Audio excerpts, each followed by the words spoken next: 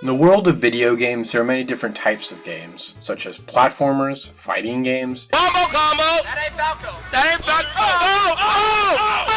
bathroom games, and Sony games. But no game genre has been in the shadow for longer than the stealth game. Sure, we get stealth sections and mechanics in popular games like Star Wars Outlaws and Princess Peach Showtime, but nowadays we rarely get titles that primarily focus on the act of sneaking around and moving through levels like a living shadow. But it wasn't always like this. Obviously, we still get titles like Assassin's Creed, with the Assassin's Creed Shadow coming out later this year, that put a smallest bit of effort into carrying the torch. And we also got titles like the Hitman trilogy, which were excellent stealth games, but those have been dormant for around 2 to 3 years with minor updates here and there. But most stealth franchises have been on ice for years. Thief, Splinter Cell, Metal Gear, and Dishonored have pretty much all been on the back burner and show very little signs of coming back in any major way. Splinter Cell is apparently getting a remake, but I wouldn't hold my breath on that, considering it took almost an entire decade to remake Prince of Persia: Sands of Time. Why? Okay. I'm glad I bought this like a week ago. Thief has been dead for over a decade, and even longer if you forget that awful 2014 remake. You know what's not cool, Bobby? Hell. Why? Metal Gear Solid 3 is getting a remake, which looks promising. It's just Konami remaking an already good game, so hopefully they won't mess it up. I've seen them do worse. Dishonored could be dead considering how axe-happy Microsoft has been at the moment with Arcane Studios, so your guess is as good as mine if that will ever come back. My hope is that the Blade game is going to be very Dishonored-like, possibly being a spiritual successor to it. One can only hope. Hitman is the only one actually kicking around nowadays with minor updates, and we even know that there are going to be future Hitman games because the studio is committed into serving their Hitman fans. But we probably won't get a new one until much later, considering they are trying to make a James Bond game at the moment. My point being is that most of the stealth genre is pretty static, with no real major innovations, which means once again, indie games are picking up the slack with some stellar stealth experiences. But that's a topic for another video. At the very least, most of the important stealth franchises have been somewhat well preserved, so new and old fans can enjoy some of the best video games ever created. Metal Gear is being put into a collection with Volume 1 already out on PC and consoles, with Volume 2 hopefully coming out in the near future. Dishonored and Thief are widely available on PC, with Thief being heavily supported by the fan community, with mods and patches to make the game run better and to give you additional content. Splinter Cell has PC ports ranging in quality, and the extensive console support from the Xbox makes playing Splinter Cell even easier. And Hitman is even accessible on PC and on consoles. With a few minor Pandora tomorrows, we have most of the stealth library available to us. Almost. What if I were to tell you there is a stealth franchise that is not only one of the most important and influential stealth franchises out there, and is virtually impossible to play without an original console or an emulator? Enter Tenchu.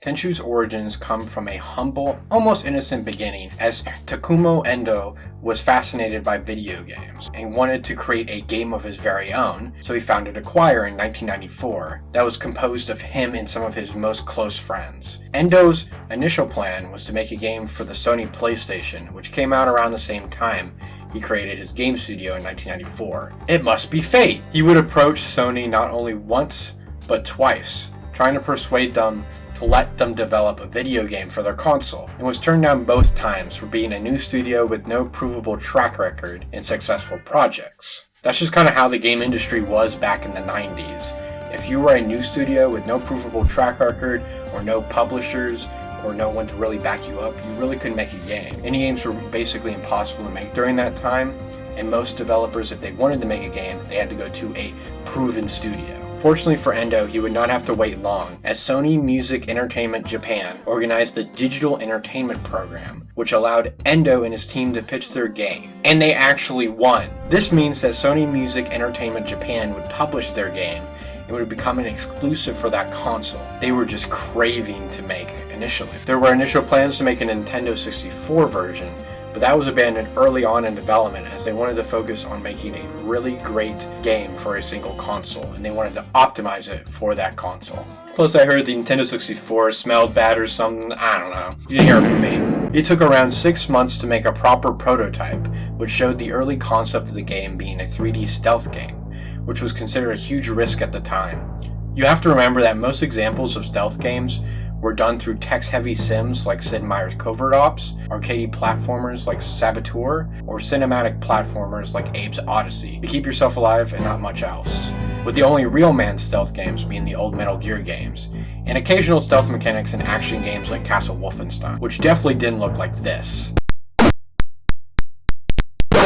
Whoa, nice graphic! Tenchu was going to be the first ever 3D stealth on the market, and it was going to make a huge splash. But it wasn't always going to be a 3D ninja stealth game. Initially, the project was going to take place in a futuristic Big Apple, where you'd be playing a descendant of an ancient ninja as you dole out justice to the criminal element. Taking direct inspiration from movies such as Judge Dredd and Batman 1989, the game was going to have a very grungy and realistic environment that you would assassinate your foes through, which definitely would have been strange. Sometime in development, Endo and his team decided to transition the game to feudal Japan instead, as they thought it'd be more authentic to the stealth ninja fantasy, which I think was the correct path to take. Part of me wishes a prototype with this initial idea was available, or even some concept art, as it does sound pretty cool. Thankfully, we still have the bonus level in Tenchu 3, which has the protagonist Rikimaru slay an evil business owner in the future. That is a story for another time. What's this, Greenie? Assassin Christmas? Yeah, Tenchu's pretty badass. Instead of Judge Dredd, the game was more closely inspired by Kurosawa films like Seven Samurai and Hidden Fortress. Even the iconic blood fountains that Kurosawa was known for was a staple for all the stealth kills in Tenchu. The title of the franchise was taken from a typical action and samurai drama that directly translates to attack the person who did the wrongdoings, Tenchu, which was typically the main storyline for most of the games, as the games would have either Rikimaru or Ayame doling justice to evil men in Japan. The main inspiration gameplay-wise for the game was the 2D Metal Gear games, and Tomb Raider surprisingly, which came out in 1996. Endo was really inspired by the 3D graphics and the camera movement in Tomb Raider. It was part of the reason why he was so adamant that the game had to be a 3D stealth game. Metal Gear Solid was in development at the same time as well, so there was a lot of pressure by the team to make sure the game was as good as it could be, so it could rightfully compete with their rival stealth game. Endo ended up taking multiple roles to push the game out, and ran into multiple development issues with the game, including draw distance, inconsistent frame rate, and issues with the player getting caught by enemies too quickly. They made several concessions to make sure this game ran properly on PlayStation. Every mission is placed at night with a thick fog to reduce the draw distance, which made the game more eerie and cinematic in effect, and also fixed some of the performance issues. Enemies were placed carefully in the levels to stabilize the frame rate. Lastly, they created a key system on the bottom right corner of the screen, which would help you locate nearby enemies without you having to physically see them, reducing the likelihood of players running into frustrating times in the game where they'd be caught even though they had no way to know where the enemy was. Finally, in 1998, the game was released on February 26 in Japan, and would later come to America on September 14th, and in Europe on October 30th. The Western release being localized and distributed by our lads over at Activision. I think when talking about the development history of Tenchu, I think it's also important to look at the gameplay, what made it so special at the time, and the legacy that it left to this very day. Tenchu has you playing of one of two protagonists, those being the stoic, dutiful Rikimaru. Have brought great shame on yourself. I never expected Lord Goda to catch me. Kill yourself, and show me you still have some honor. I will assist you. Yes, thank you. Tell Lord Goda of how I died.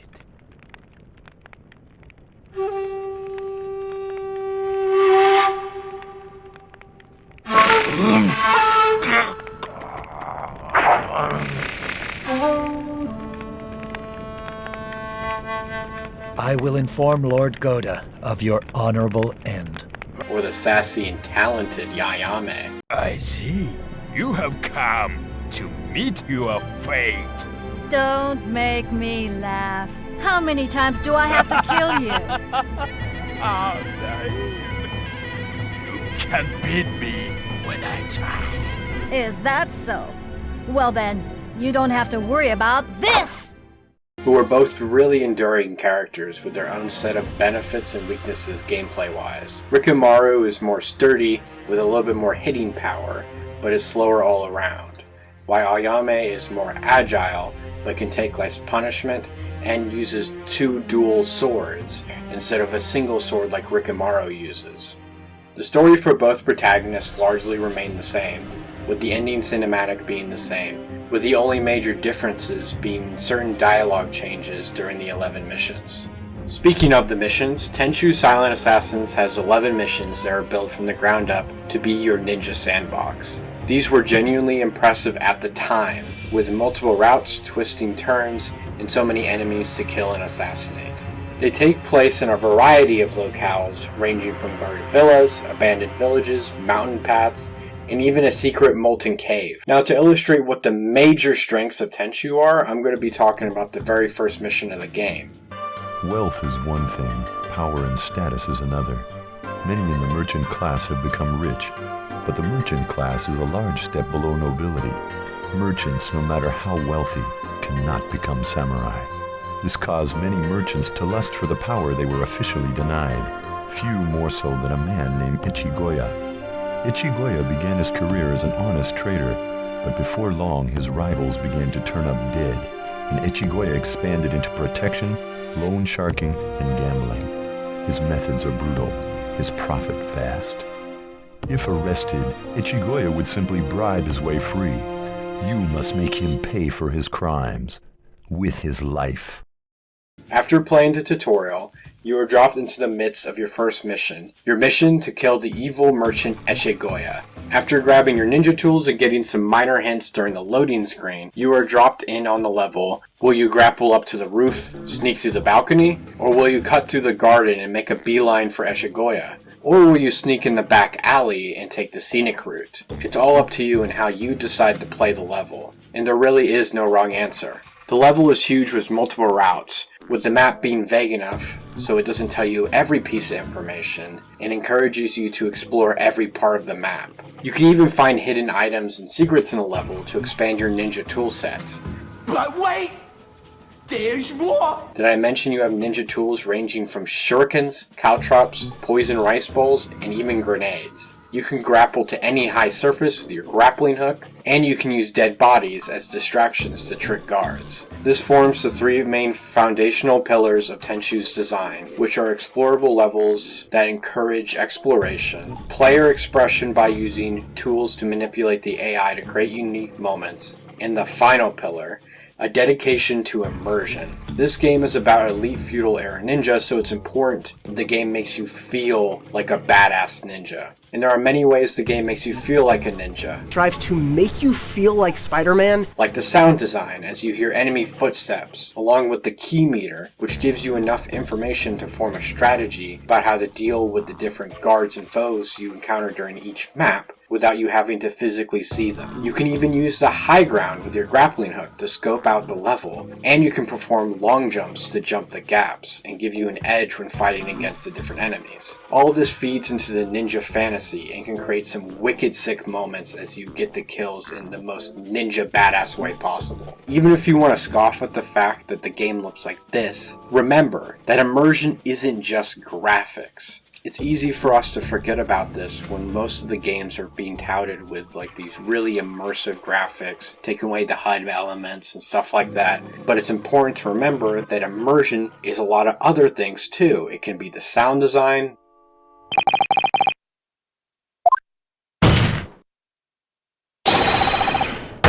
the music,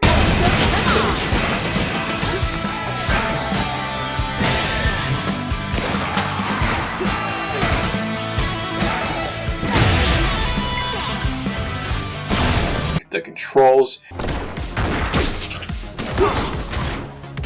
the way the game presents itself,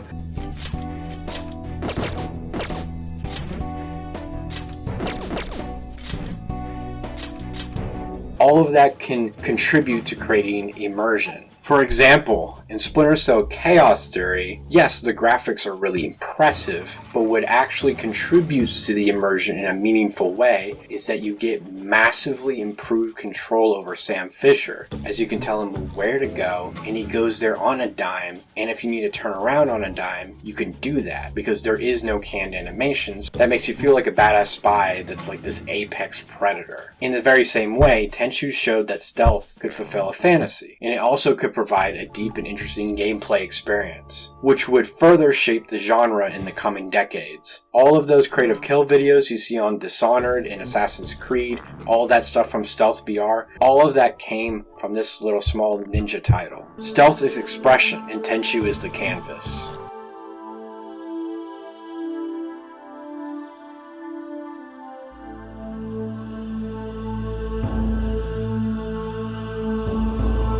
In 2003, it was reported that Tenchu Stealth Assassins have sold 1.4 million copies, which wasn't so bad for a radically new type of game. Tenchu had made its mark as part of the holy trinity of stealth games in 1998, along with Metal Gear Solid and Thief the Dark Project. I just need you to understand how important this was, as 1998 was basically the birth of stealth games as we know them today. You would not have Splinter Cell, Hitman, or Dishonored without these three games. I could go on about every single level of Tenchu, or maybe even exploring the development of the other games and how Tenchu kept topping itself one after the other. But that's not why I'm here today. And I want to make a video dedicated to those specific games one by one. That way I can kind of explain it more in detail. Tenchu is a very important franchise, not only from a gaming history perspective, but also as an example of one of the most prevalent issues within the gaming industry and how it preserves the games we love. Currently, there is no legal way to play any of the Tenchu games on PC or any modern consoles. No ports, remasters, remakes, demakes, nothing, zilch. You get nothing! You lose! The only way to play Tenchu is to either emulate the games on PC, which is not optimal for game preservation purposes, or buy the games on the consoles they came out on, which is not helpful for people who don't have these consoles and don't want to invest the money into buying these games for that console. Jeez Louise, old games are expensive. You have to be a right old psychopath to buy these old games in their original condition. Most popular sentiment for why this is the case is primarily because of Activision. Considering the amount of franchises that have been lost due to mergers, license issues, or even disinterest from publishers. For example, we can look at Konami with Silent Hill, with the physical copies of those games going for insane prices on the secondhand market, because Konami refuses to keep one of their most important franchises playable in the modern day. And no, Konami, making a modern remake of Silent Hill 2 that is made by a mid-horror game developer is not the answer. That's just what I'd expect you to say. Dumb people are always blissfully unaware of how dumb they really are. Even though Activision published the first 3 games in the West, it's actually From Software who owns the rights to Tenchu. Buying up the rights in 2004, they primarily handled the publishing of the games after Wrath of Heaven, including Fatal Shadows, the PSP games, and Tenchu Z and Tenchu 4. They were even the people responsible for making the Sekiro game, which was actually originally meant to be a Tenchu sequel, but was turned into its own title, with it being the spiritual successor to Tenchu. Now, why exactly have the Tenchu games not been reported or at least remastered and put on modern consoles? From Software might be able to release some of the games they made specifically, but Tenchu 1 and Tenchu 2 might be owned by different companies and might be in kind of a licensing hell, considering how many hands touched those games, and that From Software wasn't the original publisher or even was involved in the development of any of those games. For whatever reason, From Software doesn't seem interested in preserving the legacy of the Tenchu games. In fact, the only person I've seen that is interested in continuing the Tenchu games is the series creator Takumi Endo, who has been on record multiple times saying that they would be interested in making a new Tenchu game and continuing the series. Which makes sense considering that he is the father of Tenchu, and the franchise definitely has a lot of potential nowadays, with new technology. Imagine a modern Tenchu game with expansive levels in the vein of the new Hitman games. That would be wicked sick. Earlier in the video, I talked a little bit about some of the most popular stealth games that are still being discussed and praised to this day. Gamers still care about Splinter Cell, Thief, Dishonored, Hitman, and even Assassin's Creed. Some of them are getting new titles to this day, and even discussions of remakes are still being discussed. Every time there is a Ubisoft presentation, you can just feel the tension as all the Splinter Cell fans hope for any news of Sam Fisher's return. No, that's not it. That is not all you have. You have to have a Splinter Cell, please. No. All around me are familiar faces. Don't even get me started with Thief, where the fans are still making mods and fan content to this day. Even spiritual successors like Gloomwood have filled the hole that Thief left behind. My point being is that you don't normally hear this type of discussion for Tenchu. I think the main reason for this lack of discussion is the fact that it is super difficult to actually play these games without searching for old copies of the game, which stunt discussion of the games. Imagine if we got Tenchu Collection Remaster of the first 2 games on modern consoles and PC. Based. I know you can emulate it on PC, but that doesn't really create new fans, as the only people emulating the game would be hardcore fans of the franchise who would already know about the Tenchu name. Finally, I've touched upon this quite a few times during this video, but it's a literal gaming crime that Tenchu is not only one of the most significant games in gaming, being the first publicly released 3D stealth game, but that it is one of the most poorly preserved gaming franchises out there. The only reason I have played Tenchu is because I'm autistic enough to track down all the physical copies for this franchise. But I can't expect everyone to go the distance I did to play these authentically. What happens when the consoles break down and discs rot? What happens to the preservation of these games? Not to mention with the recent announcement of the new PS5 Pro having no disc drive out of the box, digital games becoming even more prevalent, with developers and publishers being able to take away your games from your console. I think preservation is more important now than it has ever been.